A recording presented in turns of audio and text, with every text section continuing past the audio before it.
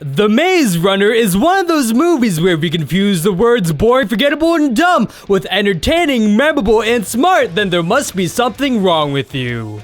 Now, why might I think that? Why might I think that you belong in a mental asylum if you have positive feelings toward this film?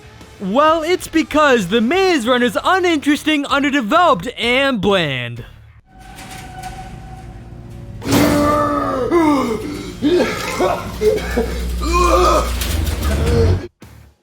So the film starts off with our main protagonist Thomas, who finds himself in an elevator rising up at a rapid pace, which I think the intended feeling for the audience is fearfulness, but it fails at doing so. I mean, we have zero clue as to what's at stake in this situation. It's just Thomas in some goddamn elevator acting all scared. Plus, the tempo of which everything happens is too quick to really understand what's going on. I mean, it's cutting way too often for the audience to get a feel. So then, try building onto the feeling of fear by adding one of the most laziest jump scares of all time.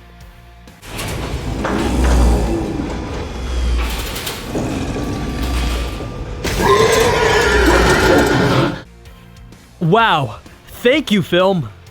Thank you for not only distracting the audience of the bigger picture of this elevator scene that you're failing at, but also trying to jump scare us with a non-threatening small tiny little pig. Hey! Help me! It's a pig! Oh my god, it's a pig! Anyways, so the box comes to a stop at the very top. Bitch. And we see a bunch of teens, young adults, who don't seem to be the friendliest of people in this scene, but afterwards they go against how they're initially presented. I mean, it's so strange that the film is trying to present these people as unfriendly, but for the most part they aren't. It's especially strange that all the teens one by one have gone through a similar experience that Thomas had and can't seem to relate to how he feels in his situation. The story. So the film, based off the novel with the same name, is about a group of teens, young adults, who were sent to the central part of the maze known as the Glade, one by one with no prior memory to their arrival. Thomas is our main protagonist, and there he meets Albie, the leader of the teens, Newt, the second-hand leader, Minho, the head runner, which runners are people who explore the maze, Chuck, the cute kid, Gally, the antagonist, and later on, Teresa, the girl. So, the ultimate goal is to escape the maze that closes its doors at night and contains deadly stinging creatures known as a Griever. Now, the problem I have with the film is that it's rather underdeveloped in many ways, like the characters. Now, one of the biggest problems I have is that almost everyone is super bland, or if not that, rather dumb. For the most part, they lack any personal problems that must be overcome to achieve their goal of leaving the maze. The situation of the characters has potential for actual conflicts, but it doesn't really explore deeper what could happen to people given the whole setup. I mean, has no one gone legit crazy from not having any prior memories? Who you were is wiped clean from you. Friends, families, fun times, important things you've done is all gone. And to top it all off, you're put into a maze locked off from society, and the only way out is through the maze, which you don't even know if it holds an actual exit. That's definitely something someone could go crazy about, but yet they don't. Although, I'm pretty sure the book went into more detail about this, but the last time I read it was back in 2012, so I don't have much memory of it. Also, to be fair, there is this scene where the character Chuck does seem rather upset of the fact that he doesn't remember his parents, but it feels rather shoehorned in since it's the only time we get to know Chuck and personal struggles of a character. And plus, it's only really there so that you feel bad for him when he dies at the end. I mean, there is no character journey that happens with this interaction. It's just tossed onto our laps and never explored again until his death. Anyways, it's been stated in the film that they've been there for 3 years and they have yet to find an exit. In fact, the runners have mapped out the entire maze and are under the belief that there's no exit and yet hide it from almost everyone. That's a potential plot point right there. Like, imagine if the whole maze got fed up with waiting and confront the runners for the truth of the situation, opposed to just being told to the audience. Although, to be honest, the fact that Minho mapped out the whole entire maze is kinda questionable. I mean, if he knows that there's nothing left to explore, then what does he do in the maze? Does he just stand there and play tic-tac-toe on the walls or something? But anyways, the film again doesn't do that potentially interesting plot point that I brought up. Instead, we've got Gally, who is an insanely dumb and pathetic antagonist. So in the film, please bear with me, there's a lot to go over before I make my actual argument. Minho and Albie go into the maze, which the fact that the leader's going into this dangerous place is pretty dumb. It's like sending the president to some active battleground. Can't he get someone else to do it? In fact, the film brings up my concerns, but it answers it with a non-answer. But why would Albie go into the maze? I mean, he's not a runner. Things are different now. Albie went to retrace Ben's footsteps before sundown. Okay, so he's gonna go back to where Ben was just stung. Albie knows what he's doing. Knows better than any of us. What does that mean? Right, it's like you've heard, yeah? Every month, the box sends up a new arrival. But someone had to be first, right? Someone had to have spent a whole month in the glade alone. I mean, it can't have been easy. But when those other boys started coming up, one after the other, he saw the truth. And he learned that the most important thing is that we all have each other, because we're all in this together. Wow, thanks for dodging my legitimate concerns, you pissed-tard! How the F are you the second in command when you can barely answer Thomas's concerns? If you're gonna make us go along with blind faith, at least show us how Albie's a good leader who knows what he's doing. But yet, the film does the opposite. Instead, we see Albie knocked out and stung by a Griever being carried by Minho seconds before the doors come to a complete close. So yeah, new Albie clearly knows what he's doing. By the way, the film states that he went out to retrace one of the banished teen's footsteps, but that has zero impact on the characters or story. We don't get to know what happened to the banished teen, so why have the characters choose to do something seemingly pointless? I guess you can call that coincidence for convenience. Anyways, so Minho struggles to get himself and Albie back into the glade, with seconds before the doors come to complete close. Come on, Minho, you can do it! Come on! Come on, Minho! Come on, you can make it! Minho, you gotta leave him! Yes, please, just stand there and not help Minho and Albie. Like Nude said, we all have each other. Unless you're in danger, then screw you, go help your own pathetic self. Anyways, so guess who decides to actually do something of help? Not second leader Newt, not Gally, not Chuck, none of these people have been here for a longer period of time, but newbie effing Thomas, are you goddamn high? I mean, these teens just don't seem to care about people in danger and their own beliefs, but it takes someone new to actually do what they believe in. No wonder why they're still here. They're complete hypocritical morons. Anyways, so Thomas goes into the maze, kills a Griever, the only one that decided to wake up that night, and makes it out okay the next morning, which that's literally how it happens. Thomas kills the Griever, then the film cuts to the next morning. I mean, I kind of feel as though that there's stuff that could have happened within the time of killing the Griever and next morning.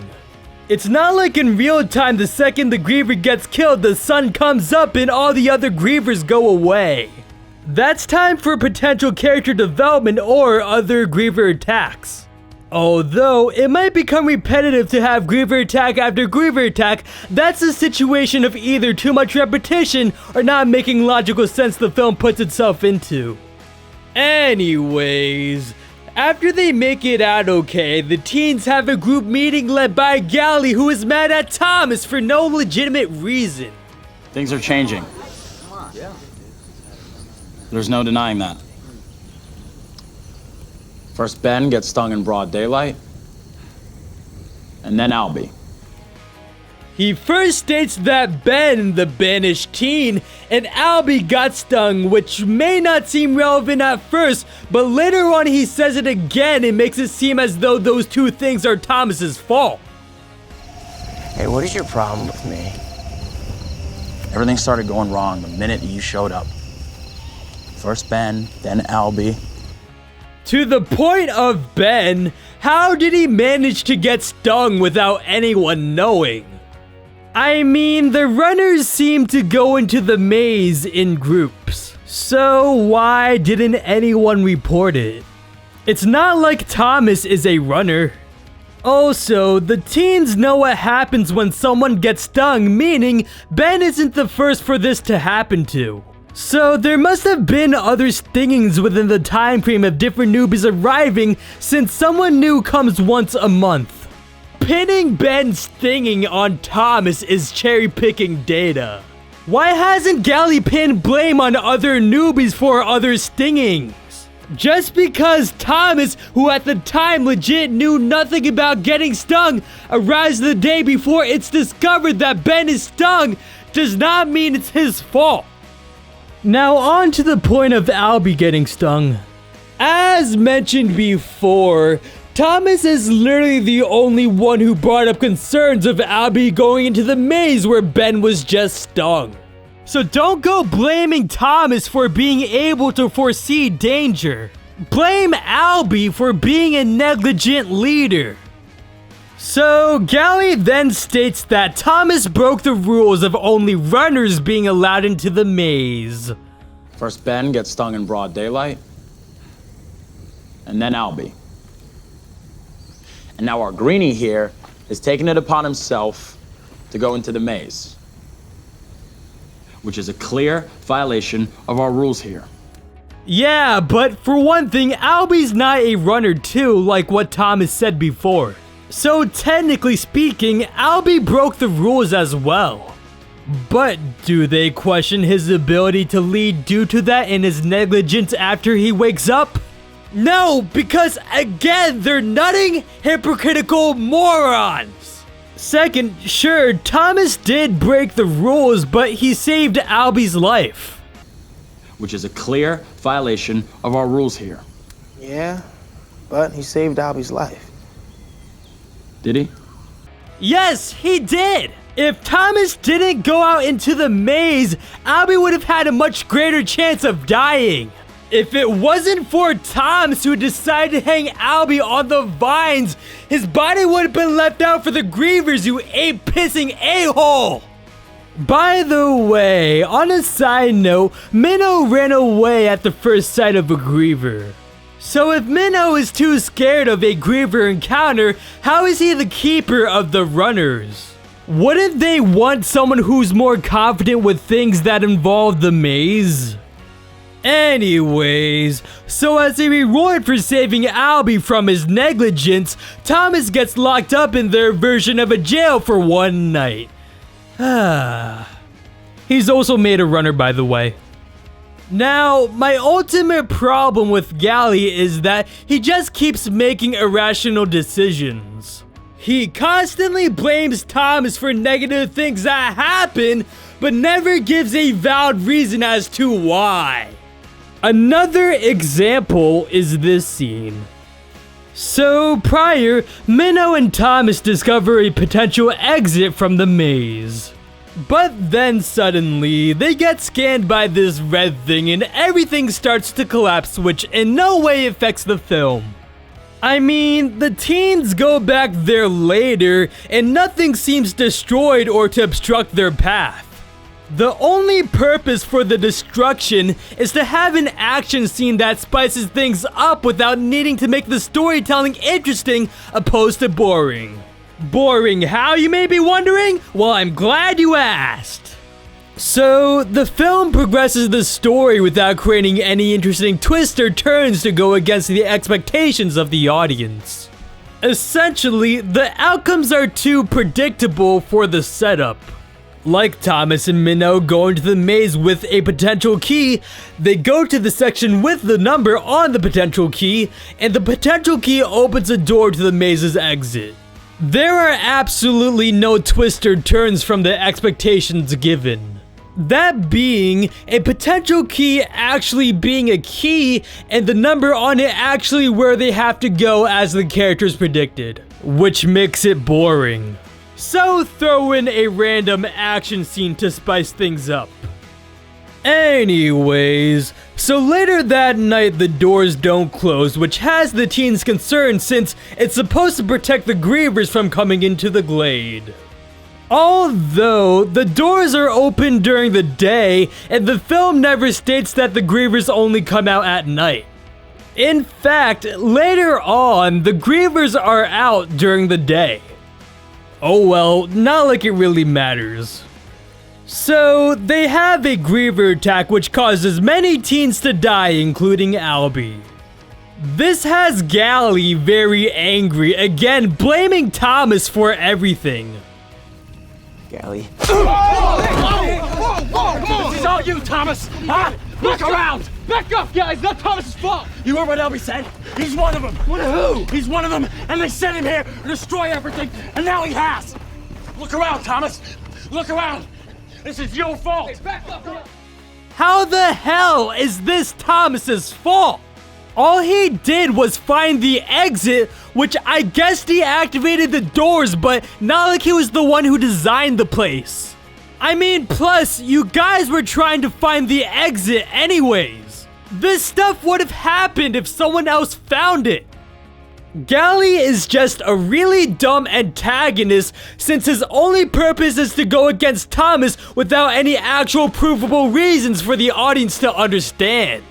I mean, that's really the only purpose for his character.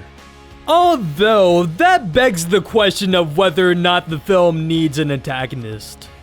Any film needs antagonism, but not necessarily an antagonist. The point of an antagonist is to go against the main character. Thomas's goal is to escape the maze.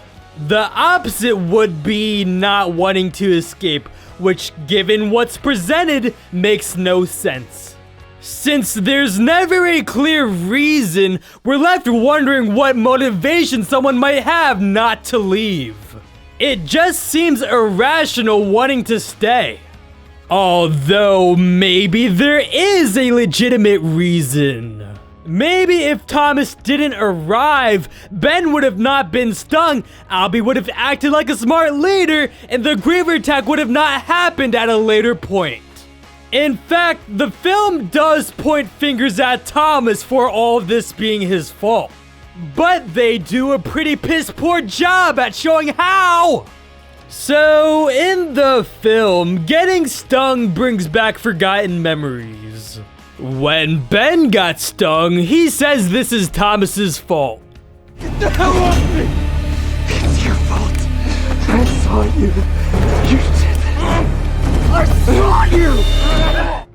Although, whatever this is not defined or how this is Thomas's fault. When Albie gets stung, he gives a bit more insight, although I do literally mean just a bit. Albie, we might have just found a way out of the maze. You hear me? We could be getting out of here. We can't leave. They won't let us. I remember. What do you remember? You. You're always their favorite, Thomas. How do the memories of Thomas being their favorite explain who they are or what being unable to leave means? Also, that still doesn't answer how this is Thomas's fault. So, after Gally blames everything on Thomas, Thomas decides to get some clear answers by stinging himself. Who put us here? We don't know. Teresa, why are we doing this? Excellent, Thomas. Come with me. How could this be my fault? I can't keep watching them die. Well, that explained a lot. But if that wasn't clear enough, Thomas explains it with the clearest clear ever fathomed. Meaning it's so clear it's like looking into an empty box. This place, it's not a prison, it's a test. It all started when we were kids. They were experimenting on us. And then people started disappearing every month, one after the other, like clockwork. Sending them up into the maze. Yeah, but not all of us. Guys, I'm one of them. The people who put you here, I worked with them. I watched you guys for years. The entire time you've been here, I was on the other side of it. So, for starters, that still does not answer who they are or what being unable to leave means. Are they an organization? Are they the government? Why are they testing you? Why are they testing you in the maze? From what I understand, now this is going outside from what's presented in the film, there's an infectious disease called the flare which turns you into a zombie. In the book, it turns you into a crazy zombie-like person. The testing they've been doing is supposed to record the brainwaves of those who are immune in stimulating situations. Although, how does testing in the maze do that?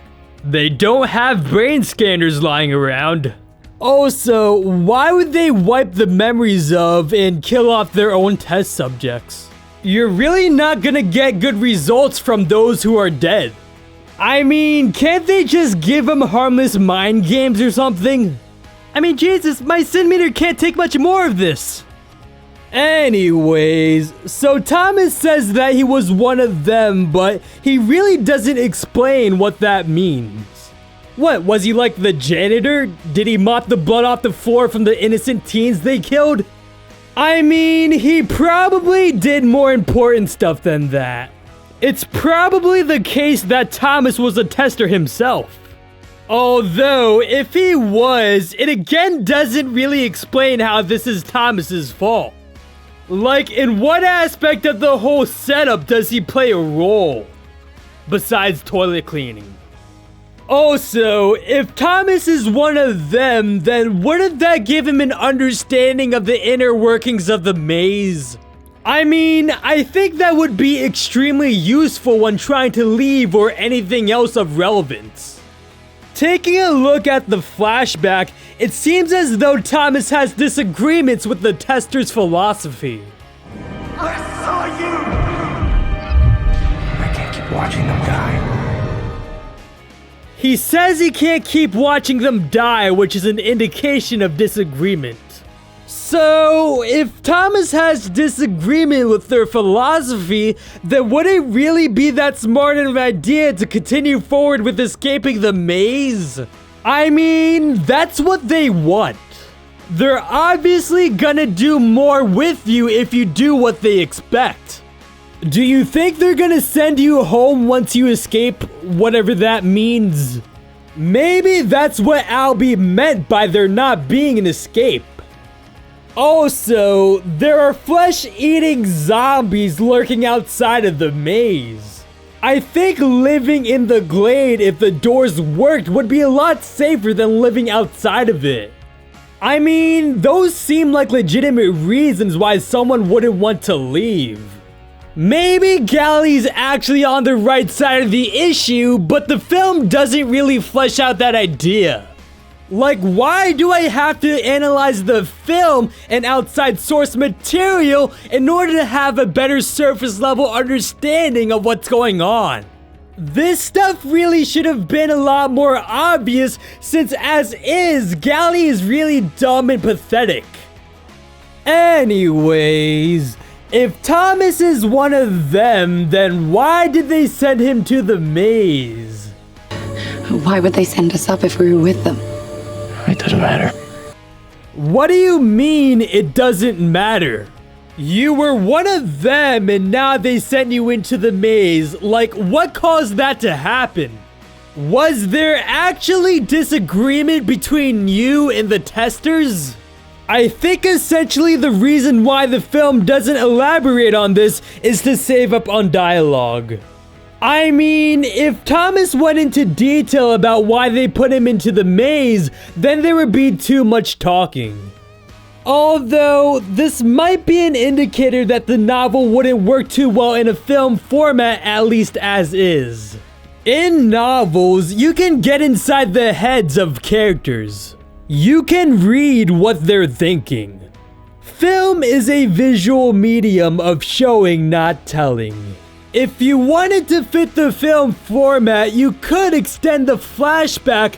However, you run the risk of breaking up the flow narrative and making the film too long.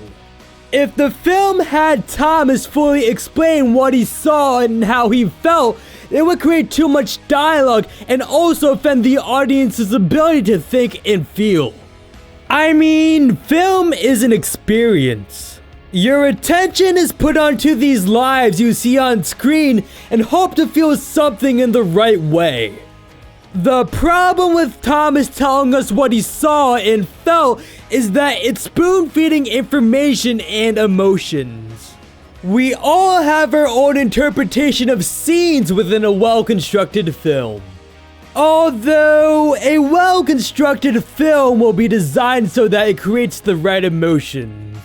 Like, imagine if your friend told you about how they got mugged.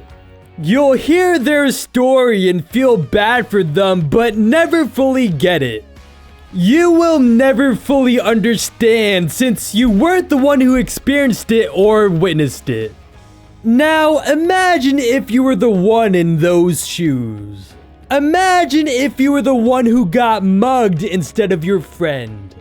In that situation, you'll develop whatever emotions and thoughts that come to you, which is what film should emulate. The greatest stories that we'll ever tell are ones that we personally experienced, not ones already told to us. Anyways, I'm still wondering what the testers did to make Ben, Albie, and later on Gally all emotional. I mean, why would they have the characters act in the way they did, but not answer what caused it?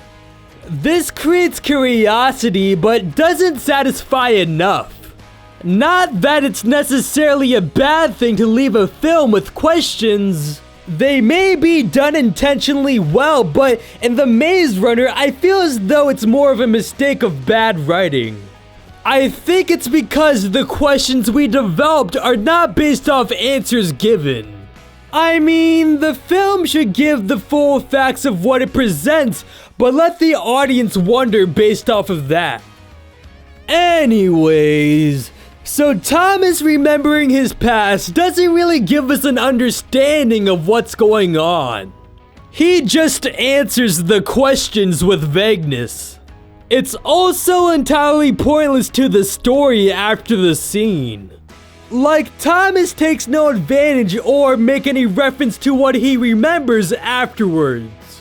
It's as though he forgets the fact that he remembers stuff because he acts exactly the same. His motivations are exactly the same. His ability to navigate the maze is exactly the same.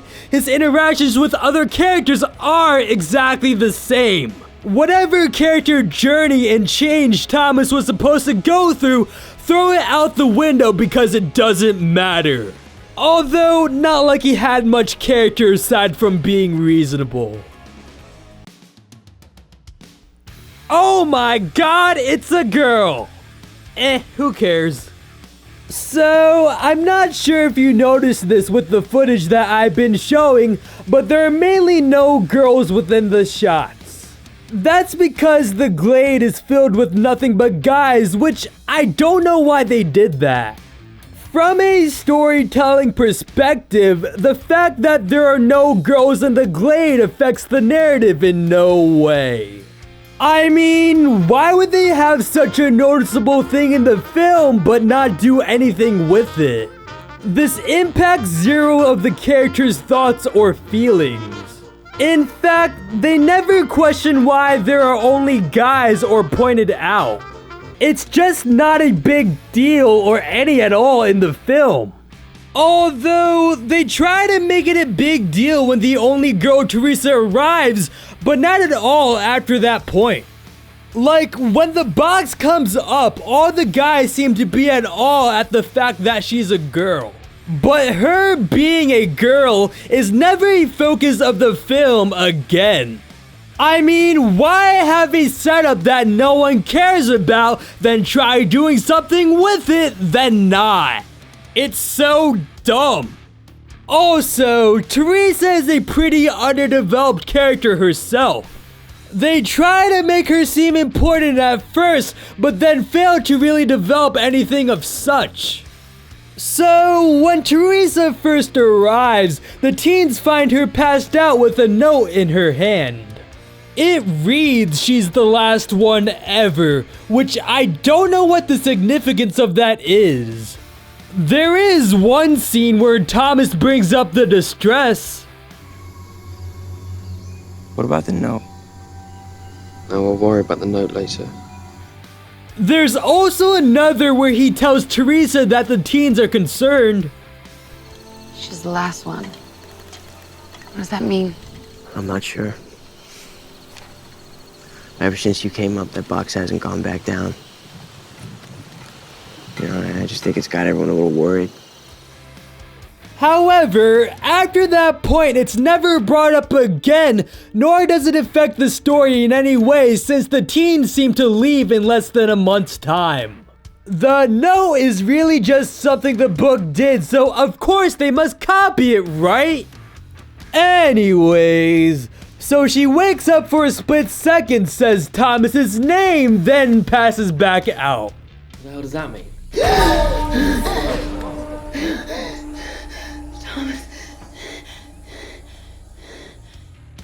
Oh damn, she knows Thomas, which is weird because you're not supposed to arrive with any memory.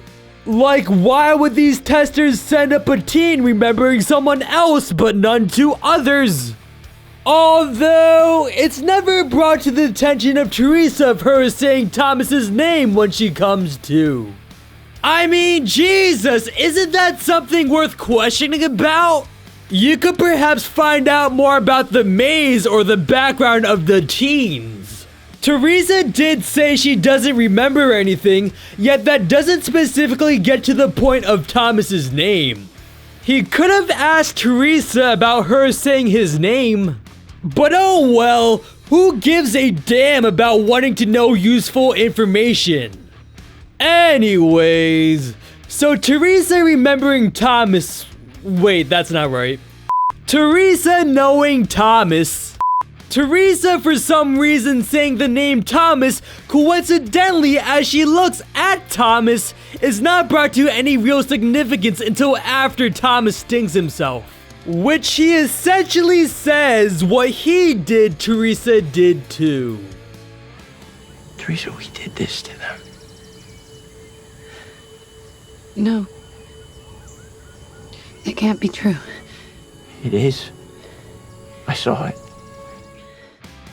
Again, we don't know how they're involved with the whole setup.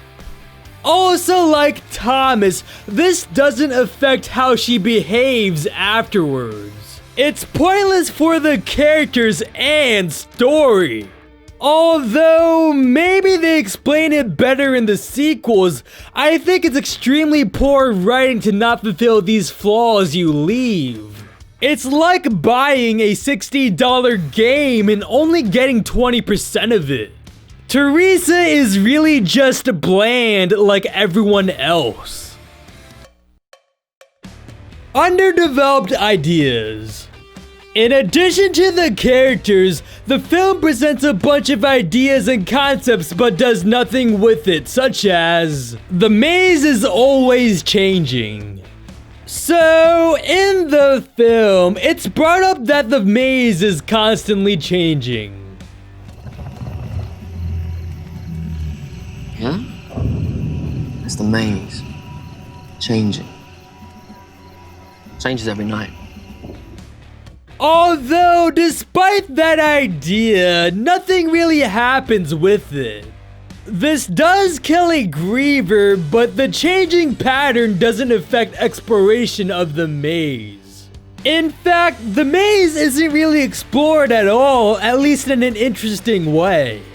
I mean, generally, a maze is something you must explore in order to know what works and doesn't. The film presents that the maze has already been explored. By the way, this is done after they find the key. So this setup of discovering the maze is already done, and the issue of finding an exit is resolved in 20 minutes. What's the point of putting Thomas in this situation of needing to find an exit, but not requiring him to fight for it? It's like leaving keys on top of a doormat. He's not really doing anything to accomplish his goals. It's just given to him. Now, you could say that the Griever getting killed by Thomas and it having a key is because of him. However, I think that just proves more of the point. Thomas didn't know that the Griever had keys for an exit. He was just trapped inside the maze to help Minnow and Albie. There was no motivation from Thomas that he needed to kill a Griever to find a key for an exit. It was really just a coincidence, which is unimaginative screenwriting. I mean, if anything can just be written in, what's stopping the characters from the ridiculous? Why couldn't the teens just run into the maze, bump into a hidden door, and leave through there? Given the fact that anything can just be thrown our way, what's stopping the characters from achieving their goals, and what difficult journey must they take to achieve it? Stories, even in the most fantastical world, needs to have set rules and logic. If they don't, then what's stopping the characters? The Grievers / getting stung. So, the film builds up the Grievers as creatures that the audience and characters should fear. Newt describes them in a fearful tone of manner. We call them Grievers. Of course, no one's ever seen one and lived to tell about it. But they're out there. After Ben got stung, he attacked Thomas. Albie freaked out at the sight of Thomas after he was stung as well. The Grievers take away some of the teens during the attack. Although, despite all of that, I question how dangerous are they really? I mean, they sting people, which brings their memories back. Why is that a bad thing? In an environment where your memories are taken away, wouldn't you realistically want them back? You could say that the stinging made Ben and Albie crazy, but you don't know that. Maybe given what they remember, it's a justifiable reaction to freak out over potentially horrific memories. However, we don't know what they know. Also, we didn't really know Ben beforehand, so we don't really know how he would normally act.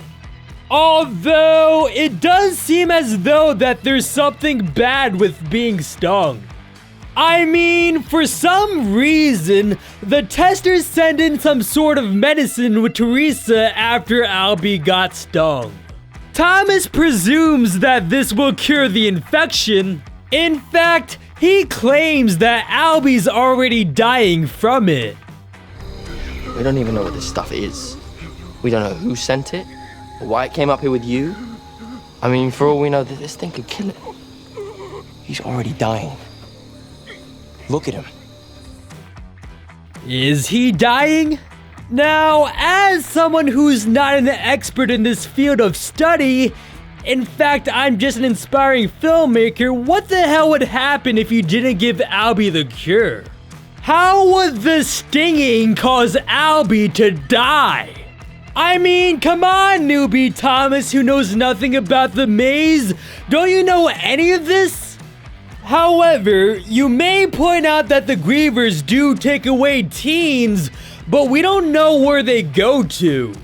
Just because someone got snatched away doesn't mean that they're dead. Maybe they're totally fine wherever they are.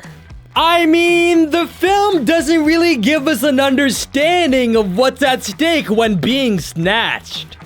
Although, to be fair, near the end, the Grievers throw teens off a ledge, which probably does kill them.